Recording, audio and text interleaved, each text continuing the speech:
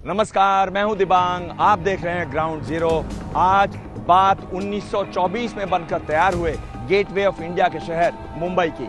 उसमें भी शहर का वो हिस्सा जिससे मुंबई की चमक दमक बनती है, जिससे मुंबई देश भर के लोगों के लिए चुंबक बनता है, साउथ मुंबई।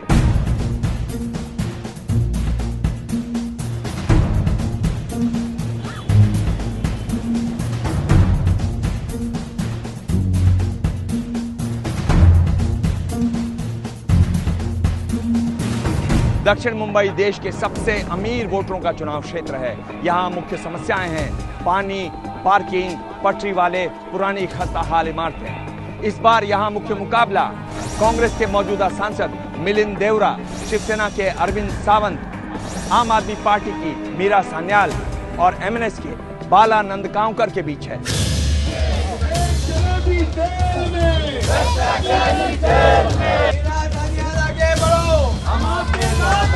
इंकलाब जिंदाबाद, भ्रष्टाचार का एक ही गुण।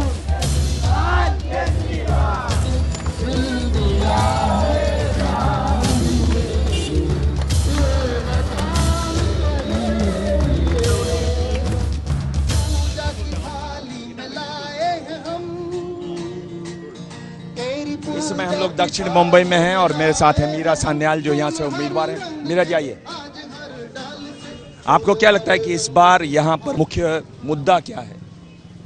देखिए, पूरे देश में जो मुद्दे हैं भ्रष्टाचार, महंगाई और बेरोजगारी, लेकिन जो दक्षिण मुंबई में है खास करके मैं अहम मुद्दा जो मैंने सुना है लोगों से, पहले तो है रहने का निवास, अफोर्डेबल हाउसिंग।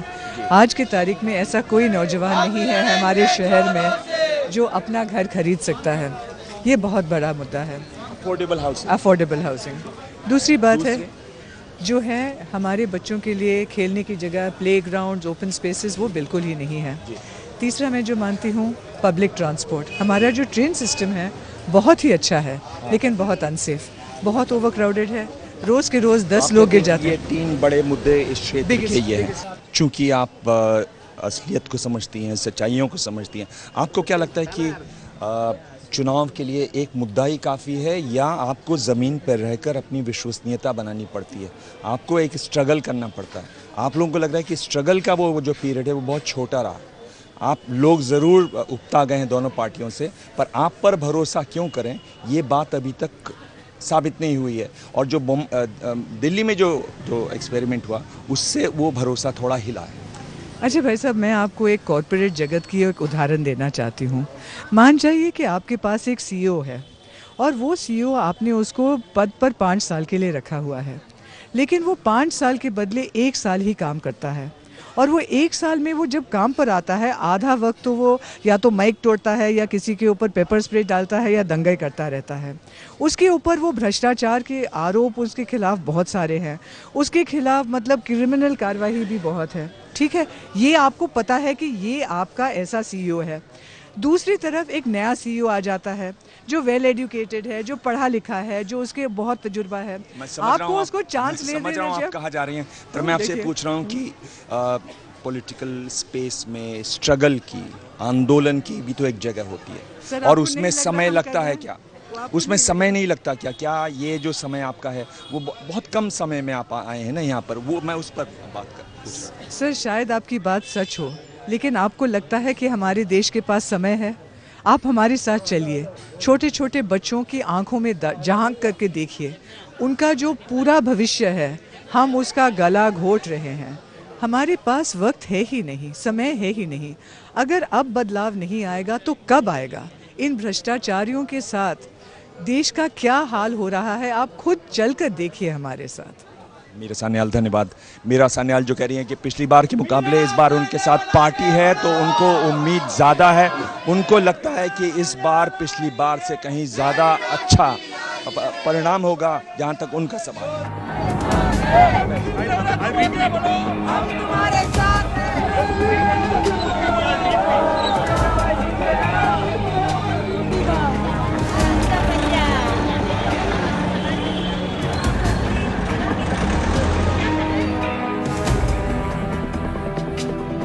ग्राउंड जीरो में इस समय मेरे साथ कांग्रेस के साउथ मुंबई से उम्मीदवार मिलिंद देवरा। मिलिंद, ये बताइए कि इस बार आपको क्या लगता है कि ये चुनौती सबसे बड़ी चुनौती है अब तक की पिछले 2 चुनावों के मुकाबले?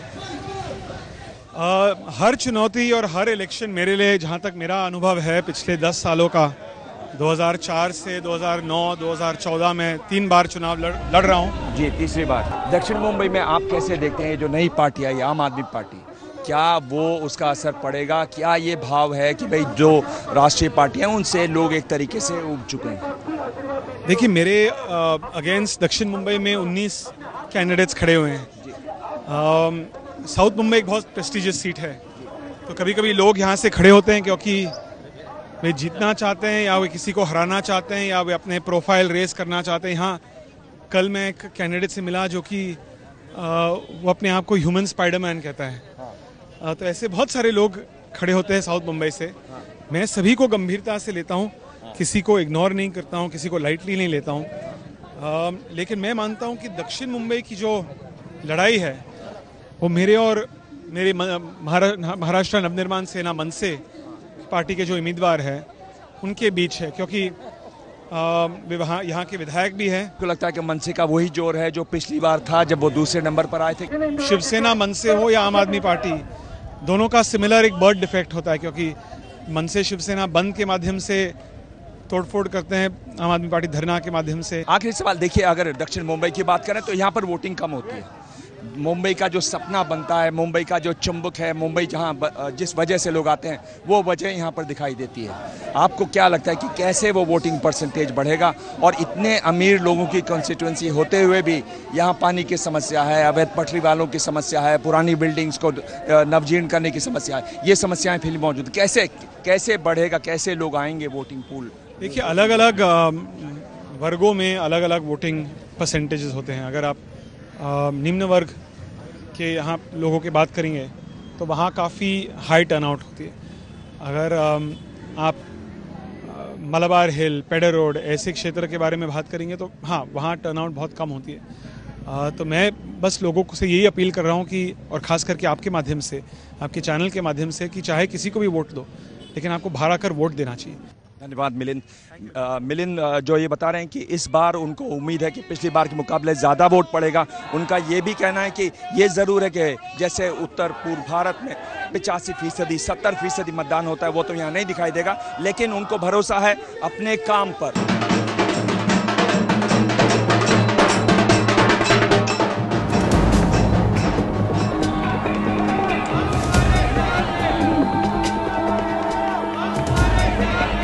ग्राउंड जीरो में इस समय मेरे साथ है अरविंद सावंत, आप शिवसेना के यहाँ से उम्मीदवार हैं।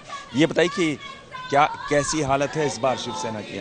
बहुत अच्छी विजय की तरफ हमारी मार्गक्रमण चल रहा है। हम चल रहे हैं दिल्ली की तरफ। हाँ, नहीं, चूंकि आप उम्मीदवार हैं तो आपका ये कहना बिल्कुल जायज़ है, पर ये बताइए कि आप ही के पार्टी के लोग पार्टी छोड़ के गए, मैं मोहन रावले की बात कर रहा हूँ, अभी वापस आए, तो जाहिर है कि अंदर कुछ मनमुटाव है, कुछ गुस्सा है जो ऊपर नीचे हो रहा है। नहीं तो ये सच्चाई नहीं है, वरना कोई पार्टी छोड़कर क्यों जाएगा? क्यों, मतलब इतना कोई सीरियस बात नहीं थी। उनको तो 6 बार उम्मीदवारी दी गई थी, 5 बार वो जीत गए थे। अब की बार थोड़ा चेंज हो तो उनको थोड़ा सा लगा, लेकिन आखिर वो निष्ठावंत शिवसैनिक है, वो उनको घटन सी महसूस हुई जब शिवसेना छोड़ी तो वापस आ गए। अरविंद जी, ये बताइए कि इसमें एक बात ये भी देखी गई कि जिस तरह से यहाँ पर जो राजनीति चल रही है, जिसमें मन से लगातार कोशिश कर रही है कि भाई वो बीजेपी के करीब आए और किसी तरह से आपको वहाँ से ठेल के बाहर कर, ये एक विचित्र किस्म की राजनीति यहाँ देख बराबर है, आप सही फरमा रहे हैं। वो नैतिकता के आधार पर भी नहीं है और कानूनन आधार पर नहीं है। पहली बात तो उनकी इतनी विक्षिप्त स्तुति हुई है कि यहाँ कहीं शिवसेना के प्रत्याशी के खिलाफ खड़ा है, पुणे में कई भाजपा के प्रत्याशी के विरोध में खड़ी की है, और कल कहा कि मुंडे जी को समर्थन करेंगे।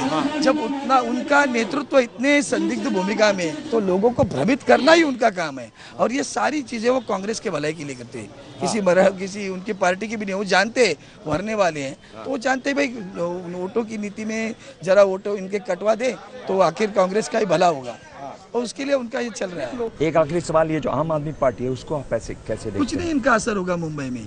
वो दिल्ली में हुआ क्योंकि अन्ना हजारे ने जो शुरू किया था आंदोलन दिल्ली में था, उसका प्रभाव था। इनकी पार्टी की बात क्यों करते हैं? मैं आपको एक उदाहरण देता हूँ।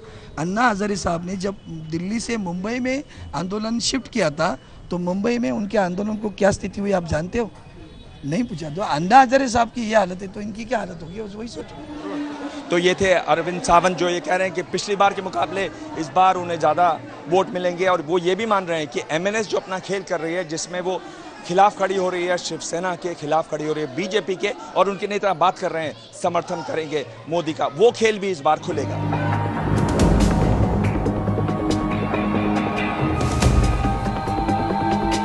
पिछली बार 2009 में यहां दूसरे स्थान पर आए एमएनएस के बाला नंदगांवकर इस बार भी मजबूती से चुनाव लड़ रहे हैं, लेकिन उनका जोर कम है। उनकी मौजूदगी शिवसेना को जरूर परेशान कर रही है।